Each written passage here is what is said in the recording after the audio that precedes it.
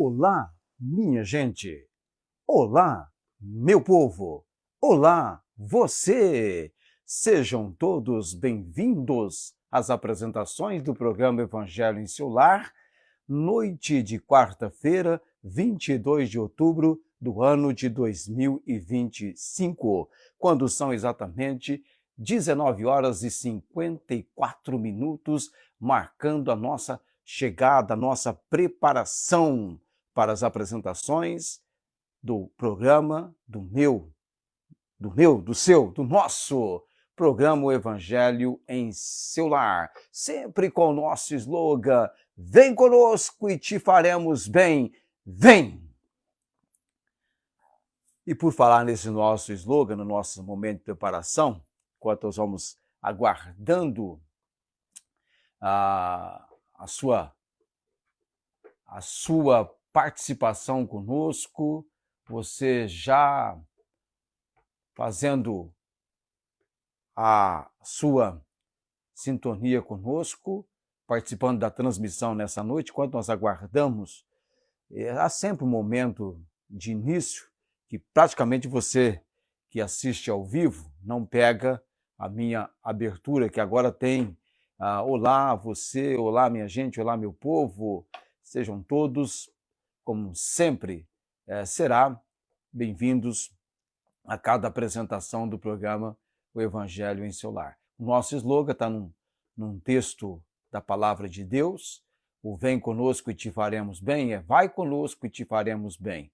Você vai encontrar, se você pesquisar, se você tiver esse interesse, se você encontrar a referência bíblica do slogan do programa Evangelho em seu Lar, você conta para a gente que você encontrou nos comentários, faça essa observação nos comentários. Eu tenho certeza que você, se procurar, porque quem procura, acha. Se você procurar, você vai encontrar. O programa de hoje vai ser, na verdade, um resumo do que nós já falamos até agora, do que tem sido tratado nas mensagens do capítulo 5, do versículo 19 a 22, de 1 aos Tessalonicenses, porque alguém veio conversar comigo, ele queria melhor entender o que estamos falando. Então eu vou fazer um apanhado geral, de uma maneira que a tal pessoa venha alcançar êxito na sua compreensão, e creio que também você, principalmente nesse texto nosso, do versículo 19 ao versículo 22, de 1 aos Tessalonicenses. Paulo, já indo para as considerações finais na epístola, as recomendações gerais que ele faz nessa epístola, o capítulo 5, o contexto, ele está tratando com a igreja no finalzinho da carta, falando do dia do Senhor, a vinda iminente que pode acontecer, ocorrer a qualquer momento, preparando aquela igreja. E cada capítulo da primeira carta termina com uma promessa da vinda do Salvador, a vinda de Cristo. A nossa enfática, destacável, expressiva esperança. Nós temos 3 virtudes que se unem: fé, amor e esperança. E a primeira carta aos Tessalonicenses destaca, enfatiza, de maneira sublime este fato.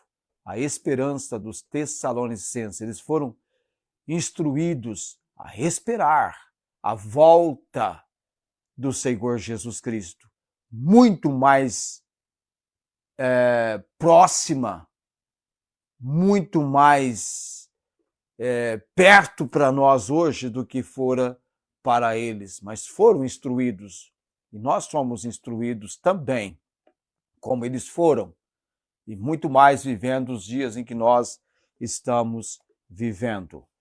1 aos Tessalonicenses 19:59, estou só esperando o 20 horas bater aqui. Quem está conosco? Quem está conosco? Não tem ninguém conosco nessa noite? Vão me deixar sozinho? Será que eu vou ficar sozinho durante todo esse tempo nosso? E você vai assistir depois? Tem muita gente que assiste depois a gravação e não ao vivo. Retidão de vida é a parte que Paulo faz então para finalizar a carta, pegando do versículo 16 até o versículo 28, retidão de vida. E essa retidão de vida, ela tem como consideração um viver alegre, do versículo 16 ao versículo 18, e depois vem uma vida de obediência.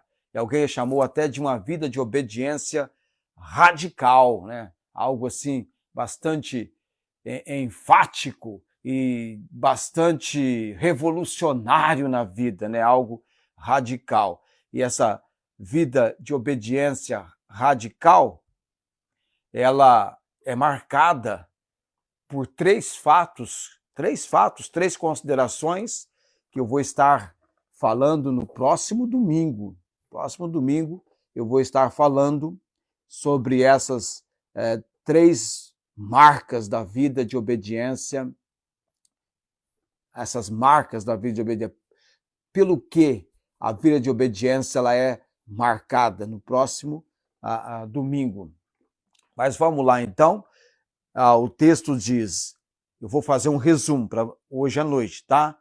E você vai ouvir certamente o que você já ouviu, não importa, eu vou estar fazendo um apanhado geral. Não extingais o Espírito. Espírito aqui, letra maiúscula, trata-se do Espírito Santo. Não desprezeis as profecias.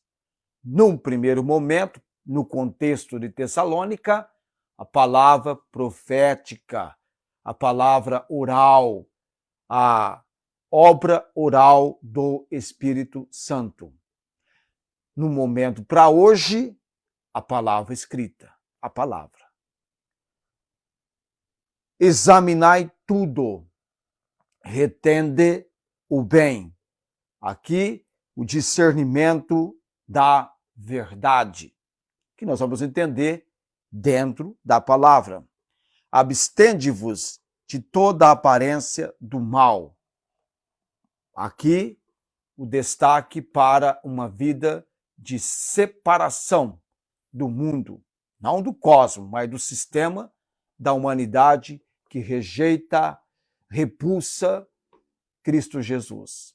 Tá? Vamos depois entender melhor sobre isso. Mas nesse apanhado geral que eu tenho que fazer, vamos, para que essa pessoa que conversou comigo tenha uma melhor compreensão, esse estudo aqui do versículo 19 ao 22, de 1 aos Tessalonicenses, capítulo 5, dos versos 19 e 22, a ênfase é na obediência literal e prática aos mandamentos de Paulo.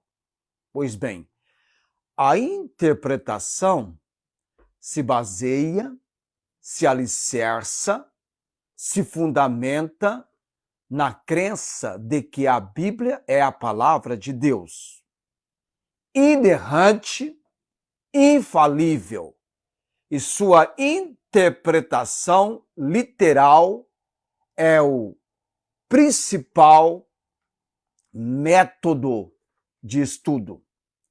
Então, quando nós tocamos no versículo 19, não apagueis o Espírito, nós entendemos a natureza do Espírito. O Espírito Santo é a terceira pessoa da Trindade, que habita nos convertidos, nos salvos, nos crentes. Não só habita, como também sela e os santifica. O termo apagar é uma palavra que vem, é um termo que vem do grego e é usado como uma metáfora. O que é uma metáfora? Metáfora é uma figura de linguagem que compara duas coisas diferentes. Aqui está comparando a ação do Espírito com o fogo. Então, essa metáfora, essa figura de linguagem, o que você faz quando você sufoca, extingue? O extintor faz o quê? O extintor, ele apaga o fogo. Referindo-se aí, então, à chama que o Espírito Santo acende no coração do homem e mulher de Deus. Não é apagar o Espírito. Aliás, não apaga nada, é só uma figura de linguagem. Porque é a ação do Espírito. Entendeu? O Espírito continua habitando no corpo do homem e mulher de Deus.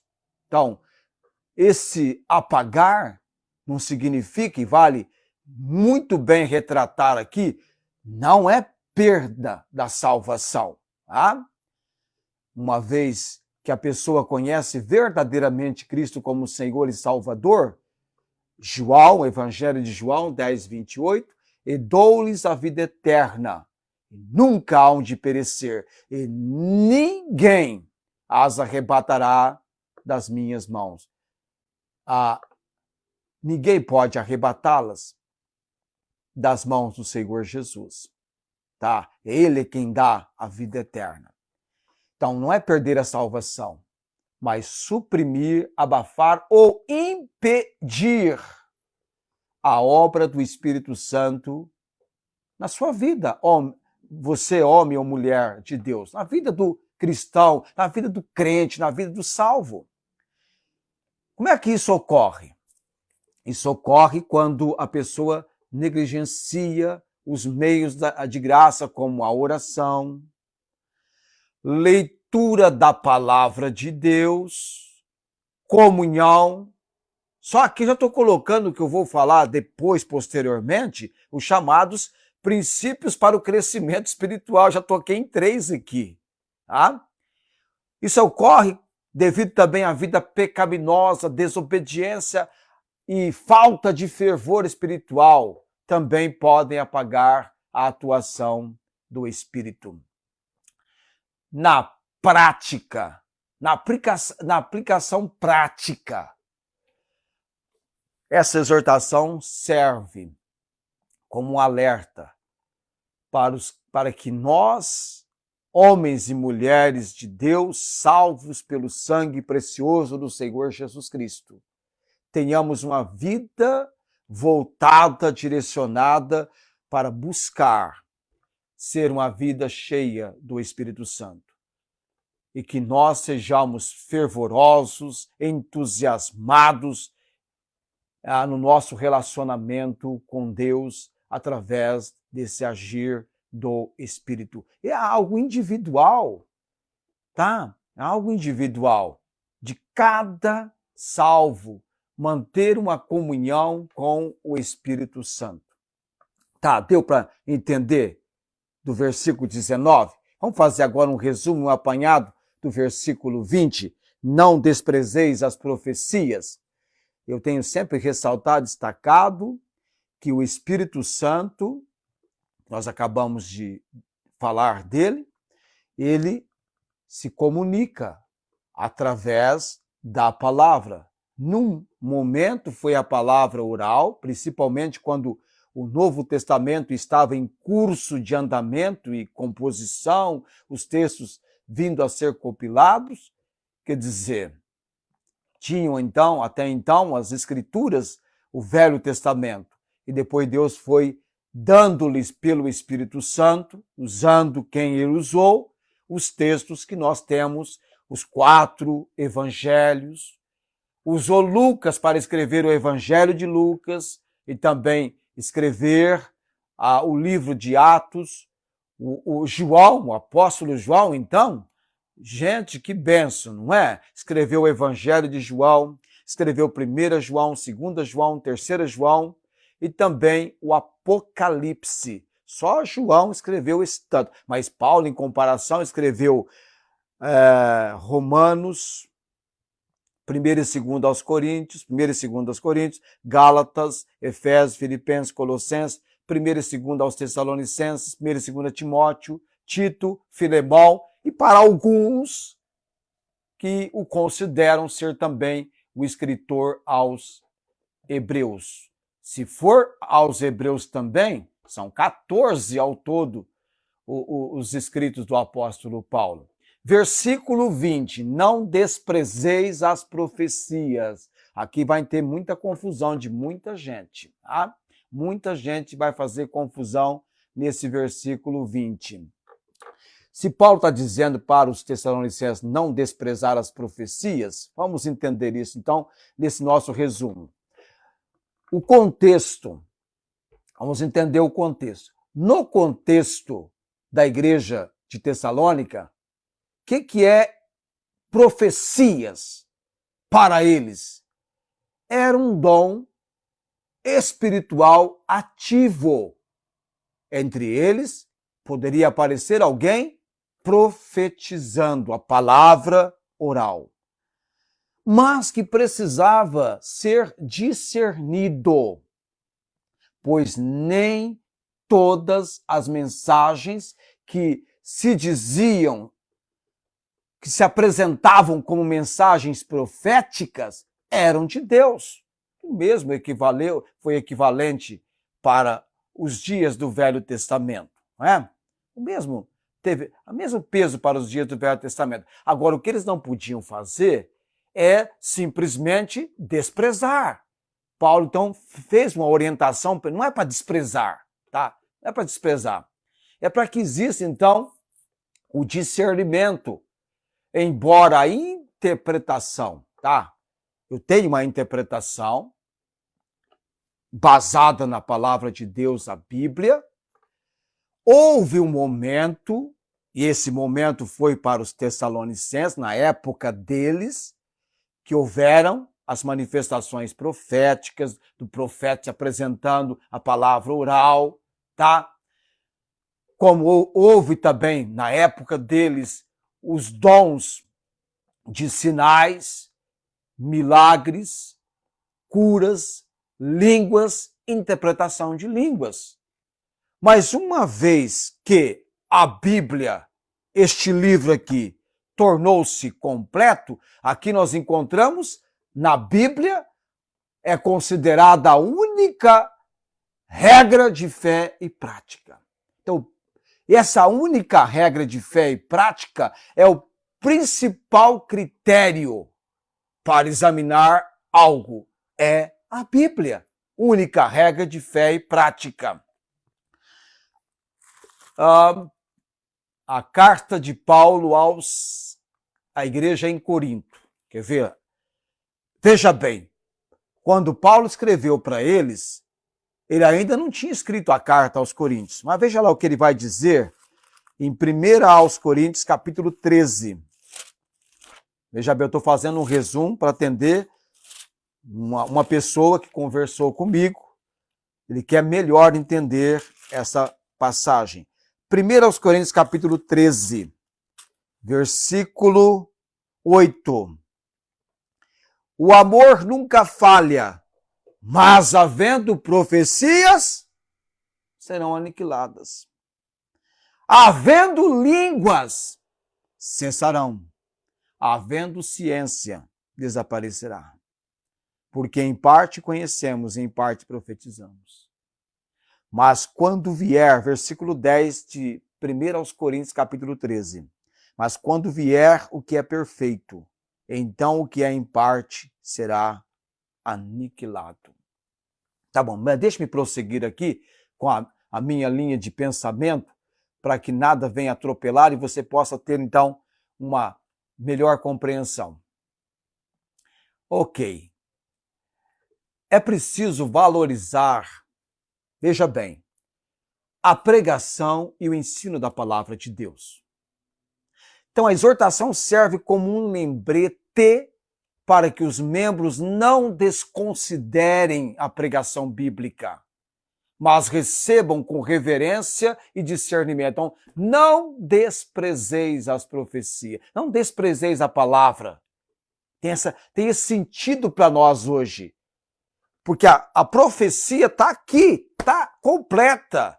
Deus já entregou a profecia de ponta a ponta. está completa. Não podemos desprezar agora o quê? A palavra de Deus, mas tratá-la com reverência e discernimento. Aí, deixa então entrar no versículo 21, que fala, examinai tudo, retende o bem. Por isso que eu falei ontem que eu vou tratar dos princípios de crescimento espiritual, porque é importante. O que o versículo 21 ensina? Examinai tudo, retende o bem. Tem a ver com o que ele mencionou no versículo 20, partindo do que ele disse no versículo 19. Porque a profecia ou a palavra, o Espírito Santo faz esse direcionamento. Então, este versículo 21 ensina o princípio do discernimento. Examinai tudo, retende o que é bom. Os cristãos não devem aceitar tudo de forma passiva, mas devem examinar cuidadosamente todos os ensinamentos, as ideologias e práticas, à luz do que eles devem examinar cuidadosamente? À luz da Bíblia. Está me entendendo? Por isso que é muito importante, veja bem, isso é para cada homem e mulher de Deus, para cada salvo, ser um estudante da palavra de Deus, examinando à luz da palavra, à luz da própria Bíblia. Você percebe, por exemplo, que quando Paulo mencionou isso, que nós estamos tratando com os Tessalonicenses, ele ainda não tinha escrito o que ele escreveu em 1 Coríntios capítulo 13, versículo 8 até o versículo 10.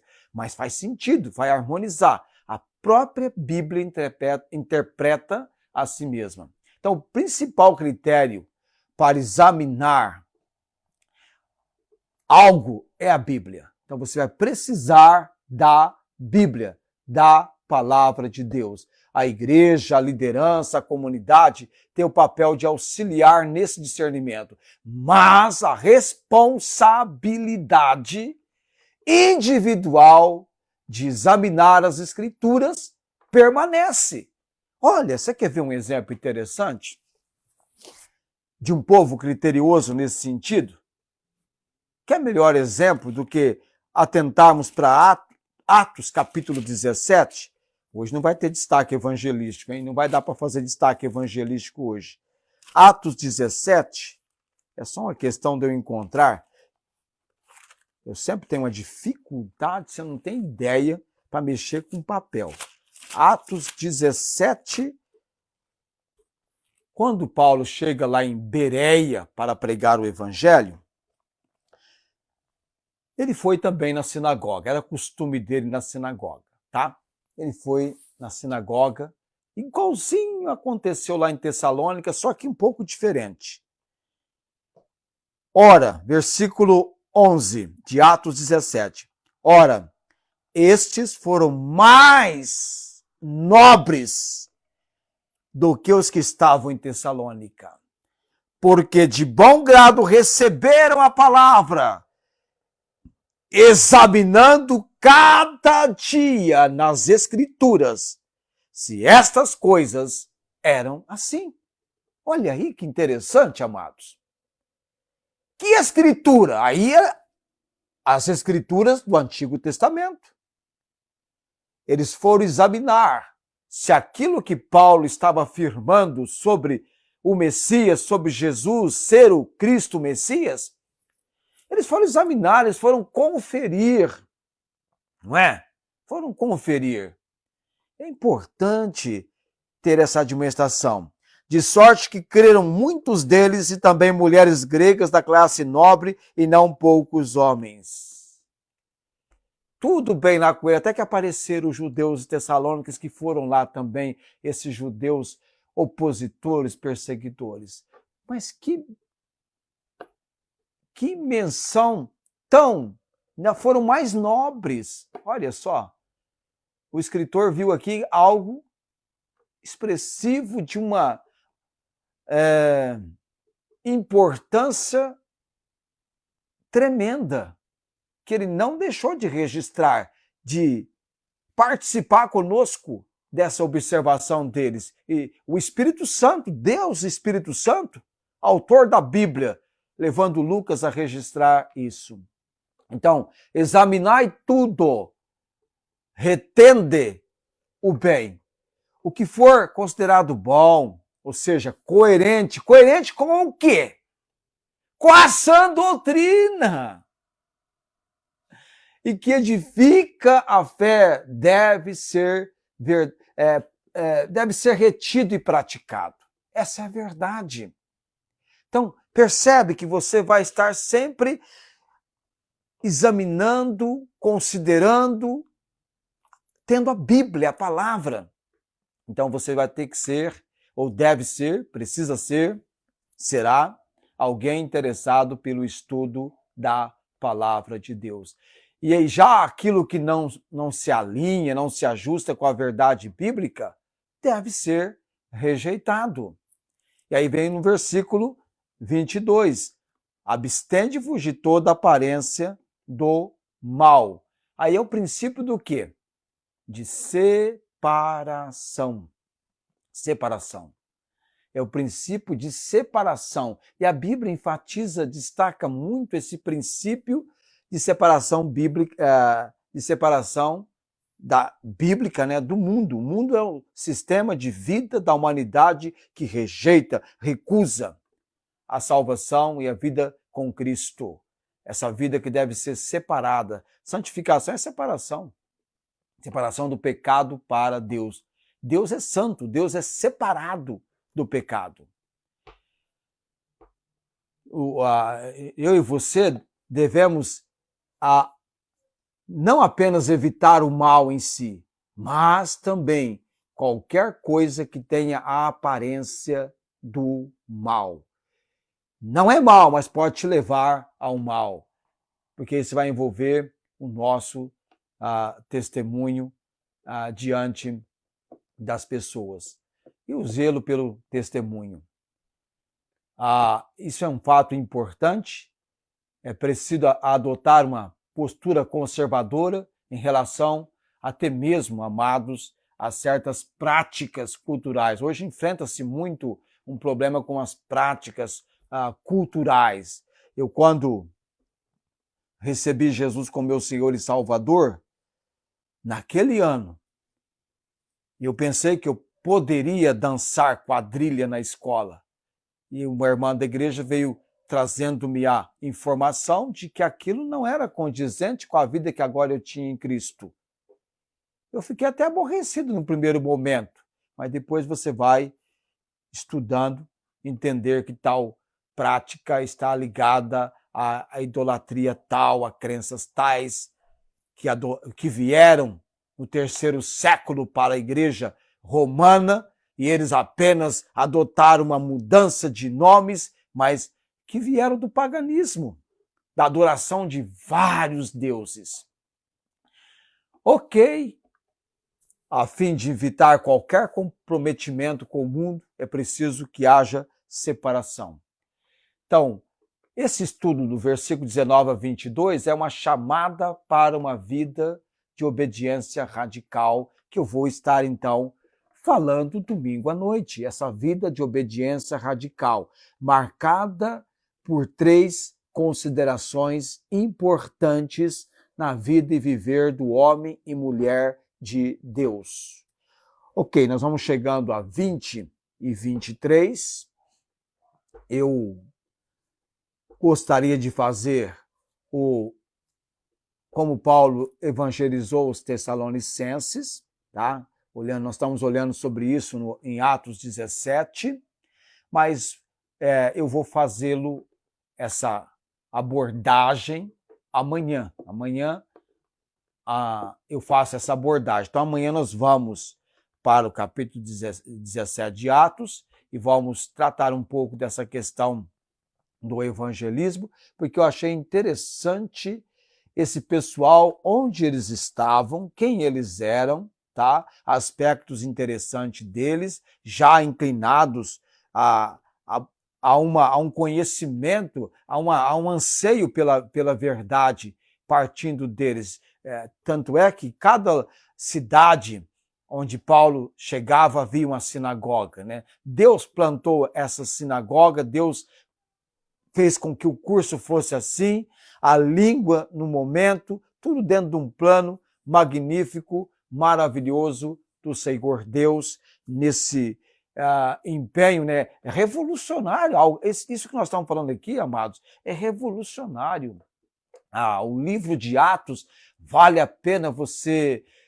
eu gosto de, quando estou nos meus afazeres, coloco o celular e vem capítulo 1 e eu vou treinando o ouvido, eu fico treinando ouvir, estou quase memorizando o livro de Atos. Um dia, quem sabe, não é? Mas vale a pena, viu? Você ler. Eu tenho um costume, desde que eu tinha 13 anos de idade, quando um texto me interessa, se eu puder dar 1000 lidas, eu dou em voz alta ainda, hein? Já fazia isso quando eu tinha 13 anos. E lendo.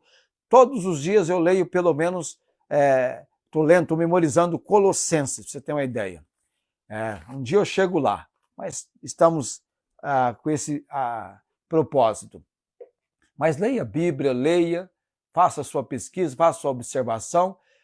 Se todo garoto fizesse o que o Samuel fez domingo passado, vindo perguntar para mim que era côvado, que estava lendo a Bíblia e achou essa expressão de medida, tá? E nós instruímos ele e falamos o que era, e ficamos muito contentes pela maneira como ele falou. Então, de repente, você tem alguma observação, alguma pergunta? Coloca aí nos comentários. Tá, eu não sei tudo, mas te prometo uma coisa. Eu vou orar, eu vou buscar obter a resposta, eu vou reunir informações do que for preciso, eu vou fazer. Nem que eu tenha que levantar, acordar 3 da manhã, 4 da manhã. Quando há algo assim, eu vou no empenho, tá? E quando a pessoa falou comigo à tarde, eu espero que ela vá entender. Tá certo, ela vai precisar sumariamente da obra do Espírito Santo também, para que haja essa compreensão, esse entendimento. Vida de obediência radical marcada por 3 fatos. Aí eu chego com você domingo à noite, falando sobre isso, na pregação e ensino da palavra, com o nosso tempo de culto e adoração. Eu vou orar agora, são 20h26, já estou chegando praticamente num tempo geral de 30 minutos. E a promessa sempre é nunca passar desse tempo, né? Sempre sendo um tempo considerável. Eterno Deus e bendito Pai, te louvamos, te bendizemos, Deus Altíssimo, pela direção e obra do Senhor sobre este tempo que estamos tendo com as apresentações do programa Evangelho em Seu Lar. Ó Deus, trouxemos e tínhamos por objetivo trazer essa exposição hoje à noite para que haja melhor compreensão do nosso povo, dos nossos amados que têm nos acompanhado, Deus. Continua nos ensinando, nos instruindo, dando-nos a compreensão que precisamos, da maneira como apraz o Senhor fazê-lo. Ou, referindo a compreensão, fazê-la. Pai bendito, oramos pelo Luiz Antônio Eutaca de Andrade.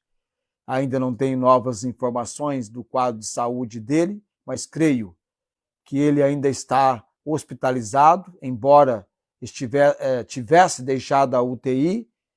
Creio que ele ainda está no quarto, espero que esteja, Deus, no quarto, porque ele está vivendo um verdadeiro vai e vem. Vai para a UTI, sai da UTI, vem para o quarto, do quarto vai para a UTI. O quadro dele inspira cuidados, é algo severo, e nós entendemos que ele precisa de um milagre na vida dele, Deus. E só o Senhor pode realizar esta obra. Só o Senhor tem este poder. A nós o privilégio de orarmos por ele, pela sua família, pela obra que o Senhor deseja realizar em cada membro dessa família. Também oramos, Deus, pela irmã Maria Inês Gonçalves Dias, lá em Ribeirão Preto, a cirurgia que ela aguarda realizar e a melhoras da vista que ela fez o procedimento. Estamos orando porque o Senhor é o Deus que ouve as nossas orações e a seu tempo responde. Oramos também, Deus Altíssimo, colocando no altar do Senhor também a Dona Maria Cordeiro, a mãe do Fernando Deus. O Fernando é aquele rapaz que tenho feito eu tenho uma amizade recente com ele, tenho feito amizade com ele. Estamos falando do Senhor Jesus e que eu quero levá-lo ao conhecimento de Cristo como Senhor e Salvador.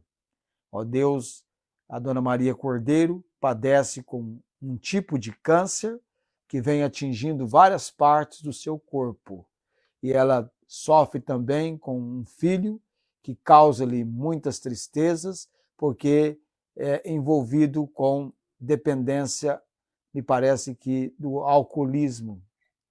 Oro por essa senhora, Deus tenha misericórdia dela, da sua família, e que em tempo hábil eu possa, alcançando a graça do Senhor, de visitá-la e poder orar no lar dela perante o Senhor. Pai bendito, Pai eterno, oro também por mim, já comecei a tomar o remédio para o controle do colesterol, mas eu mesmo já estou com todo o empenho, fugindo de tudo aquilo que não é condizente, que vai me prejudicar, oro por isso. E também oro, Deus, pela cirurgia que eu vou realizar, cirurgia odontológica, só de pensar já faz tremer todo o ser, mas eu creio na misericórdia do Senhor. Eu oro em nome de Jesus por cada tempo das apresentações do programa e por onde ele está chegando. Que chegue na bênção e na providência do Senhor. Eu oro com gratidão no nome de Jesus. Amém. A graça do Senhor Jesus Cristo, o amor de Deus e a comunhão do Espírito Santo seja com todos vós. Amém. Eu espero eu creio que tivemos som hoje. Ontem foi apenas uma questãozinha tão simples que escapou, né? Ontem escapou. Era só colocar o dedo nesse aparelhinho que está aqui na minha camisa e apertá-lo, tá? E aí ele acende uma luzinha azul e tudo bem. Mas numa fraçãozinha de tempo eu fiz a conexão e esqueci de fazer isso. E resultou em fazer o trabalho duplicado. O difícil é que a primeira vez foi, depois é um segundo momento, né? Não tem nada, pelo menos o de ontem, não tinha um segmento como o de hoje, que daria para ser feito duplicado. Ok, tenham todos uma ótima noite, nos encontraremos, Deus abençoando e nos dando este privilégio amanhã com as apresentações do programa O Evangelho em Seu Lar. Tenham todos uma ótima noite, até amanhã.